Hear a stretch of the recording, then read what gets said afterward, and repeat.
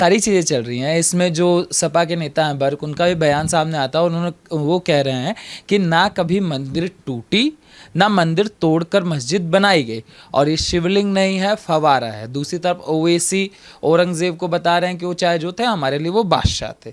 तो ये जो चीज़ें इस समय देश में ज्ञानवापी के नाम पर हो रही हैं, इन सारी चीज़ों को आप कैसे देखते हैं? देखिए, सबसे पहली बात यह कि असदुद्दीन ओवैसी और शफीकुर रहमान बर्क ये दोनों ही अपने बेतुके बयानों के लिए बहुत मशहूर हैं। इनसे कोई भी जाकर के आप बेतुका बयान कोई भी दिलवा लीजिए, ये देने के लिए तैयार बैठे रहते हैं।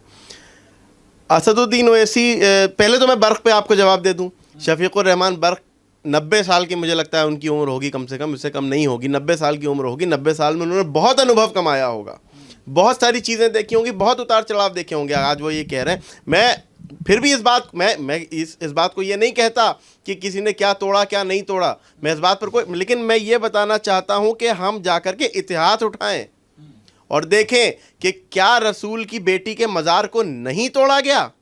सिर्फ इसलिए तोड़ा गया क्योंकि वहाँ पर वो जो है वो एक मुसलमानों के में जो बहुसंख्यक होते हैं, जो मुसलमानों का बहुसंख्यक समाज है, उनके हिसाब से वो शिया समाज के लिए जो है वो शिया समाज की धार्मिक आस्था थी, इसलिए उसको तोड़ दिया गया था। क्योंकि वो उस आस्था पे बिलीव नहीं करते थे, इसलिए उसको तोड़ दिया। क्योंकि वो उनकी आस्था के खिलाफ था, इसलिए उनको तोड़ दिया। तो अब उनकी आस्था के खिलाफ जो आया होगा उन्होंने उसको तोड़ा होगा।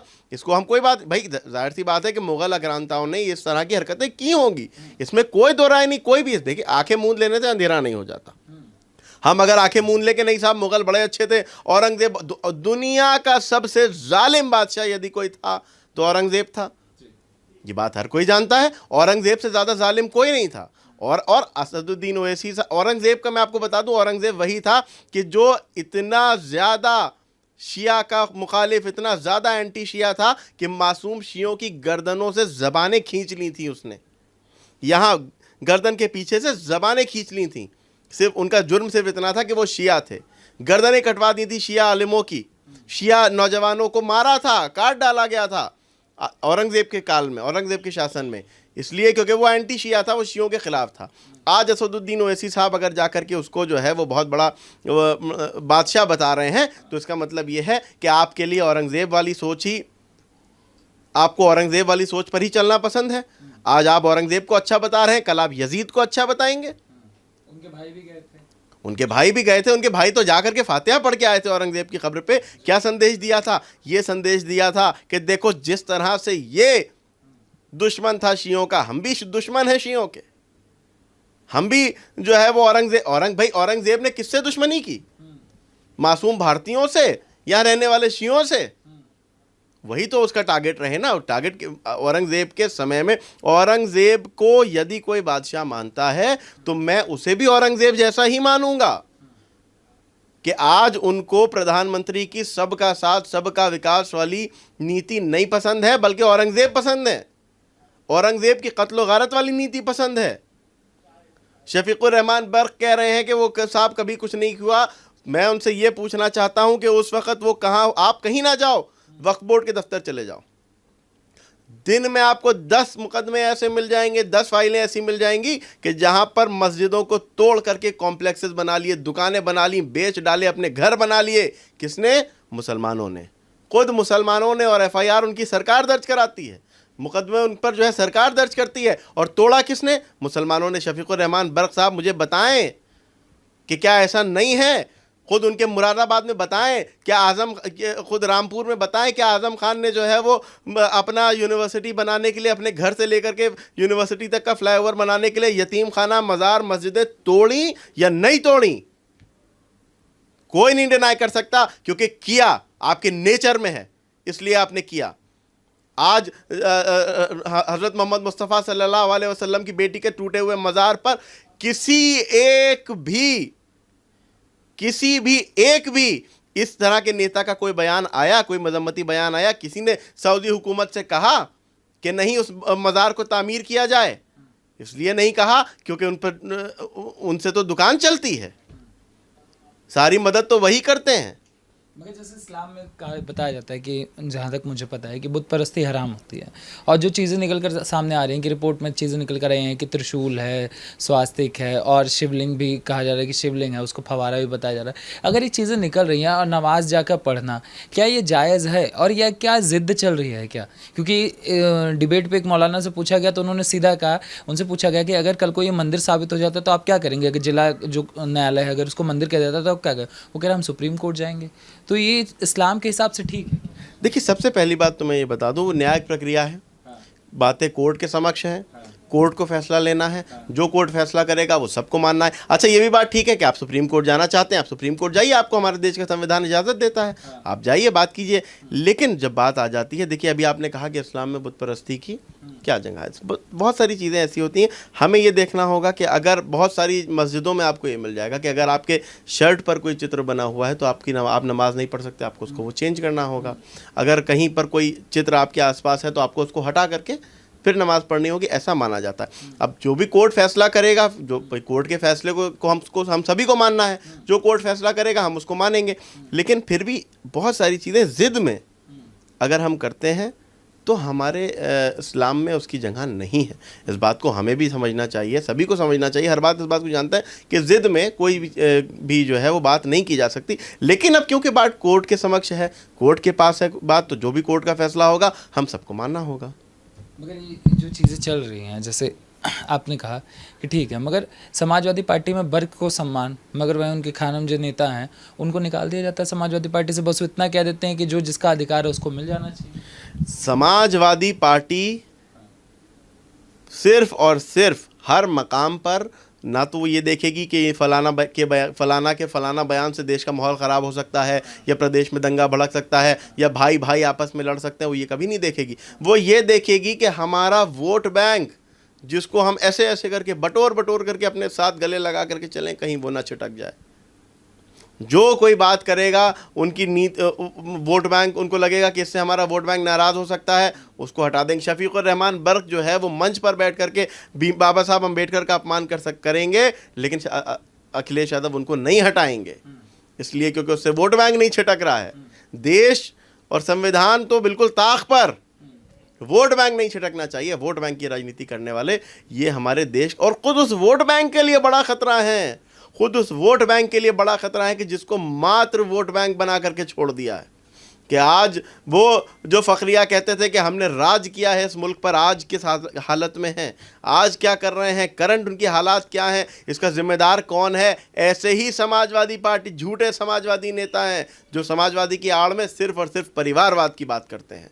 ऐसे तमाम नेता, ऐसे तमाम ढोंगी झूठे सेक्युलर उन मुसलमानों के भी दुश्मन हैं कि जिनके वोट के बल पर जाकर के कुर्सी पर तो बैठ जाते हैं, लेकिन कभी भी जो है उनके हित में, उनके हक़ में, उनके भले के लिए कोई काम नहीं करते हैं। जहाँ पर उनको इम्कानात दिखाई देंगे कि हाँ यहाँ दंगा भड़केगा, यहाँ से झगड़ा हो सकता है, यहाँ से राजनीति चमक सकती है, जा कर के वहाँ खड़े हो जाएंगे, वहाँ नारेबाजी करने लगेंगे, और जो कोई नीति से हटेगा उसको निकाल करके बाहर कर देंगे। जो नीति पर जितना बुरा बोल ले वो सर का ताज उनके। मगर योगेंद्र यादव कह रहे हैं जो हिंदू 2022 में कर रहा है उसे भुगतना पड़ेगा, आने वाली जनरेशन।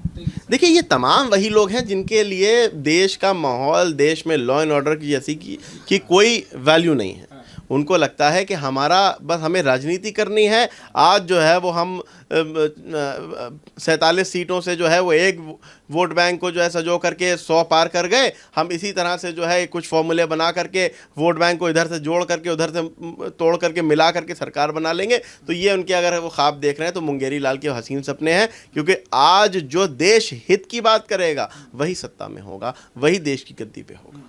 नहीं, उनका कहना ये हिंदुओं को रुक जाना चाहिए। जो चीज़ें चल रही है अयोध्या, काशी, मथुरा, यहाँ पर रुक जाए, इसके बाद दिक्कतें आ जाए। देखिए, मैं बार बार इस बात को कहता हूँ कि हम लोग जो है वो ये देखें कि चीज़ें जो हैं वो कोर्ट के समक्ष हैं।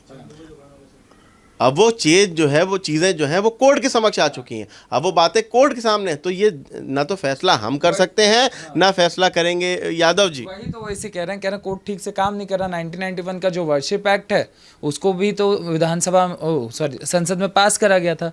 तो ये चीज़ें क्यों, जब संसद का एक कानून आया हुआ है वर्शिप एक्ट, तो क्यों कोर्ट इसमें दखल दे रहा? कोर्ट को करना ही नहीं चाहिए। मुस्लिम पक्ष का ये तो कहना जांच नहीं हो, 1991 हो चुका है, वहीं छोड़ दें। देखिए फिर वही बात आ जाती है कि बात जो है वो सिलेक्टिव संविधान से नहीं चलेगा, सेलेक्टिव कानून से नहीं चलेगा। जो हमें पसंद है हम उसको मानेंगे, जो हमें नहीं पसंद है हम उसको नहीं मानेंगे। 1991 वर्शिप एक्ट संसद में पास हुआ, ये बात हम, हाँ, नोबडी कैन डिनाई दिस, हम इसको डिनाई नहीं कर सकते, आप इसको डिनाई नहीं कर सकते। लेकिन वहीं CAA NRC क्या कल्लू की दुकान पे पास हुआ था? उसमें तो शाहीन बाग बना दिया था, जाके शाहीन बाग में बेचारी महिलाओं को बेवकूफ़ बना करके सर्दी में बैठा दिया था, जा करके यहाँ घंटा घर पे जो है वो धरने पर बैठा दिया था। हम वो नहीं मानेंगे, हम वो मानेंगे जो हमें लगता है हमारे पक्ष का है। तो देखिए सेलेक्टिव संविधान से तो देश नहीं चलेगा। फिर भी असदुद्दीन ओवैसी साहब से मैं बार बार इस बात कहूँगा, मैं तमाम लोगों से, मेरी इस इंटरव्यू को देखने वाले तमाम लोगों से कहूँगा कि देखिए बात चीज़ें कोर्ट के समक्ष हैं, जो कोर्ट फैसला करेगा वो सबको मानना होगा, हमें भी मानना होगा, हिंदू भाइयों को भी। और दूसरी बात देखिए, असदुद्दीन ओवैसी साहब आज जो है वो आकर के ये कह रहे हैं, मंच पर खड़े होकर के कह रहे हैं कि हम लोग जो है वो क्यों वो दबें या क्यों वो करें। उनसे ये मैं पूछना चाहता हूँ कि खुद उनके शहर में कितनी मस्जिदें तोड़ दी, जाकर के वहाँ के वक्फ बोर्ड के दफ्तर में जाने, वहाँ के वक्फ बोर्ड के दफ्तर में पूछें, वहाँ के जाकर के लोगों से पूछें कितनी मस्जिदें तोड़ करके वहाँ पे कॉम्प्लेक्स और मार्केटें और दुकानें बना दी, अपने अपने घर बना लिए लोगों ने, अपने घर बढ़ाने के लिए मस्जिदें तोड़ दी। उस पर क्यों असदुद्दीन ओवैसी की आवाज़ नहीं निकली? इसलिए क्योंकि वहाँ पर ना तो नेतागिरी चमकती, ना वहाँ पर जो है वो दंगा भड़कता।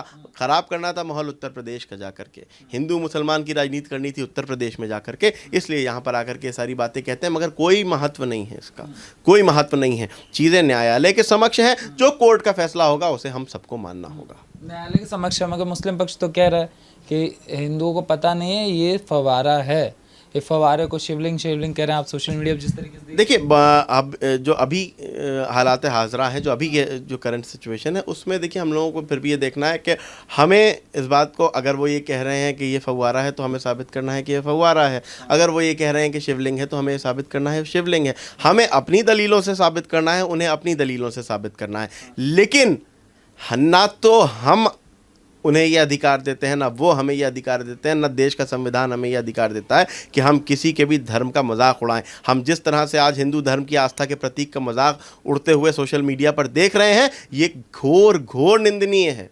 इसकी घोर, ये जितनी निंदा की जाए उसकी कम है। किसी भी के धर्म पर मजाक का, किसी के धर्म का अपमान करना, किसी के धर्म का मजाक उड़ाना बहुत बड़ा गुनाह है। खुद मज़हब इस्लाम में भी गुनाह है, मना है। क्योंकि हम कहीं दूर क्यों जाए, हम खुद ही ये देखें ना कि कल को कोई हमारे धर्म पर कोई जो है वो माज़अल्लाह खुदा न खास्ता जो है वो हमारे नबी की शान में कोई गुस्ताखी कर देता है, तो हमारा क्या नारा होता है कि गुस्ताख नबी की एक ही सदा, सरतन से जुदा, सरतन से जुदा। आज हम देख रहे हैं कि हम किसी दूसरे के धर्म का अपमान कर रहे हैं, तो हमें इस बात को सोचना चाहिए कि कल को यदि कोई हमारे धर्म का अपमान करता है तो हमें उसकी पीड़ा कितनी होगी। अगर हमें उसकी पीड़ा होगी तो हमें दूसरे की पीड़ा का भी ख्याल रखना चाहिए। फिर वही मैं बात बता दूं, असदुद्दीन ओवैसी साहब जैसे नेताओं को मैं ये कहना चाहता हूँ, शफीकुर रहमान बर्क जैसे नेताओं को मैं ये आईना दिखाना चाहता हूँ इस शेर से कि उसने सोचा था कि सब चांद सितारे होंगे, एक परचम के तले सारे के सारे होंगे। जितने मारे हैं मुसलमानों ने, पूरी दुनिया ने भी मिलकर नहीं मारे होंगे। सबसे बड़ा इसका एग्जाम्पल मैं दे दूं कि जहां जहां दुनिया भर में शिया मुसलमानों पर जुल्म होता है, मुंह में दही जमा करके बैठ जाते हैं ओवैसी और बर्क जैसे और आज़म खान जैसे नेता। मुंह में दही जमा लेते हैं, एक अल्फाज उनके मुंह से नहीं निकलता जब शियों पर अत्याचार होता है। बाकी दुनिया के हर काम में इनसे पंचायत करा लो, हर चीज़ में इनसे जो है इंटरव्यू ले लो, हर चीज़ में जो है इनसे विधवा वलाप करा लो, लेकिन जब शिया मुसलमानों के कत्ल की बात होती है ये खामोश होते हैं। रसूल शिया समुदाय की आस्था के प्रतीक हज़रत मोहम्मद मुस्तफ़ा सल्लल्लाहु अलैहि वसल्लम की इकलौती बेटी जनाब फ़ातिमा ज़हरा सलामुन्नाह अलैहा के मज़ार को तोड़ दिया। एक अल्फाज, एक मजम्मती बयान नहीं आया किसी का, किसी ने नहीं कहा। हर साल ईद के 8वें दिन 8 शव्वाल को शिया समुदाय इसका गम मनाता है। कोई भी जो है वो ना तो शफीकुर रहमान बर्क जैसे नेता आगे आते हैं, ना ओवैसी और ना आज़म खान जैसे नेता। इसलिए क्योंकि उनकी नज़रों में जो उनकी आस्था से अलग है उसकी कोई वैल्यू नहीं है। जो भी उनकी आस्था से अलग है उनकी कोई वैल्यू नहीं है। उनके लिए वैल्यू किसकी है? औरंगज़ेब की। उनके लिए वैल्यू किसकी है? जो जालिम थे उनकी वैल्यू है। जितने जालिम होंगे उनकी वैल्यू होगी, किसी भी जो है वो इंसाफ पसंद की वैल्यू उनके नज़दीक नहीं होगी। देखिए, दूसरी सबसे बड़ी बात मैं ये बता दूं कि आज हमारे देश का माहौल ख़राब करने के लिए ओवैसी और ऐसे तथाकथित नेता कौन, राहुल गांधी कह रहे हैं कि देश में केरोसिन छिड़का हुआ है, वो हमारे देश का माहौल ख़राब करना चाहते हैं, देश में रह रहे मुसलमानों को भड़काना चाहते हैं, देश में हिंदू मुसलमानों के बीच में जो है वो दरार पैदा करने चाहते हैं। ऐसे तथाकथित सेक्युलर नेता, झूठे सेक्युलर नेता, ऐसे झूठे मुसलमान नेता ओवैसी साहब जैसे और ये बर्क साहब जैसे, आज़म खान जैसे, इस तरह के नेता। खैर, आज़म खान का इसमें कोई मैंने बयान नहीं सुना, इसलिए आज़म खान का नाम मैं वापस लेता हूँ इस मामले में। लेकिन भाई नेचर उनका भी वही है, कोई दो राय नहीं है इसमें। दूसरी बात यह कि आज हमारे देश में आप इस तरह का माहौल पैदा करने की कोशिश कर रहे हैं, जबकि मुसलमान के लिए हिंदू से अच्छा दोस्त और हिंदुस्तान से अच्छा मुल्क नहीं हो सकता। इस बात को मैं एक दलील से साबित करता हूँ। कोई भी मुस्लिम स्कॉलर मेरी इस बात को, मैं कोई आलिम नहीं हूँ, मैं कोई मौलवी नहीं हूँ, लेकिन मैं इस बात को करता हूँ, कोई भी मुस्लिम स्कॉलर इस बात को डिनाय नहीं करेगा, क्योंकि जब हज़रत मोहम्मद मुस्तफ़ा सल्लल्लाहु अलैहि वसल्लम के नवासे को मैदान करबला में रोका गया था और उनको गिरफ़्तार करने की बात की थी, तो इमाम हुसैन अलैहिस्सलाम ने कहा था कि अगर तुम नहीं चाहते कि हम तुम कूफा जाएं, अगर तुम नहीं चाहते कि हम जो है वो जाएं, तो हमें जाने दो, हम हिंदुस्तान चले जाते हैं, कि जहाँ मुसलमान तो नहीं इंसान रहते हैं। ये इमाम हुसैन अलैहिस्सलाम का कौल है। और उसके बाद जब इमाम हुसैन अलैहिस्सलाम की शहादत की बात आई, जब इमाम हुसैन अलैहिस्सलाम की शहादत के लिए जो है वो एकदम आमादा हो गई थी यजीदी लश्कर, तो उस वक्त इमाम हुसैन के बेटे इमाम ज़ैनुल आबिदीन अलैहिस्सलाम ने भारत में उस समय के राजा समुद्रगुप्त मौर्य को चिट्ठी लिखी थी और उनसे मदद की बात की थी। तो यहाँ से उन्होंने ब्राह्मण योद्धाओं की एक टोली बना करके करबला रवाना की थी। जब वो करबला पहुँचे थे तब तक वाक़या करबला हो चुका था, इमाम हुसैन को शहीद कर दिया गया था, लेकिन मदद के लिए कौन पहुँचा था? हुसैनी ब्राह्मण, जिनको आज हम हुसैनी ब्राह्मण कहते हैं, वो ब्राह्मणों की टोली वहाँ पहुँची थी। तो ये इस बात को साबित करता है, दलील देता है कि हिंदुस्तान, मुसलमानों के लिए हिंदुस्तान से अच्छा कोई मुल्क नहीं हो सकता और हिंदू से अच्छा कोई दोस्त नहीं हो सकता। इस बात को समझना होगा ओवैसी जैसे नेताओं को, जो हमारे देश में दंगे भड़काने की कोशिश करते हैं।